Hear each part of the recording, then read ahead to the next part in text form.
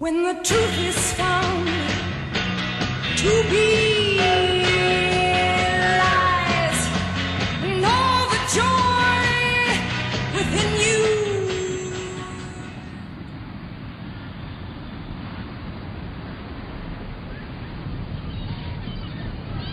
Es una canción cojonuda. ¿Sí? Sí. ¿Tú escribiste eso? ¿Tienes otras aquí? Sí, un montón, tío. Tengo todo un concierto en la cabeza, ¿sabes? Lo veo todo como ¿Qué te una ocurrió en escena. el desierto, tío? El éxtasis. Hagamos un grupo de rock y ganemos. Tengo millones. tanto, Ray. Toneladas, Ray. Todo está a punto de estallar, Jim. Se nota en el aire. La gente quiere luchar o follar, amar o matar. Vietnam está ahí mismo. Ya se han escogido unos cuantos.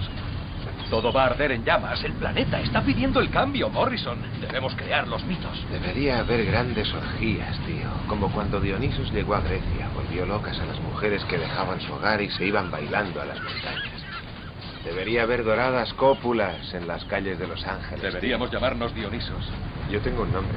Dos. ¿Doors? ¿Las puertas? ¿Las de la mente? ¿Como el libro de Hasley? Las puertas de la percepción, el ácido. Es genial. En realidad la frase es de William Blake. Cuando se limpien las puertas de la percepción, las cosas aparecerán como son realmente. Infinito, me gusta.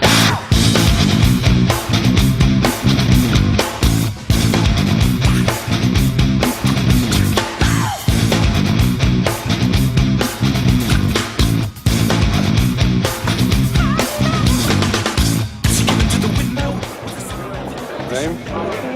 Jim. Occupation.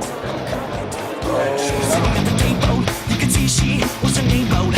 So she ran into the bedroom. She was struck down. It was her doom.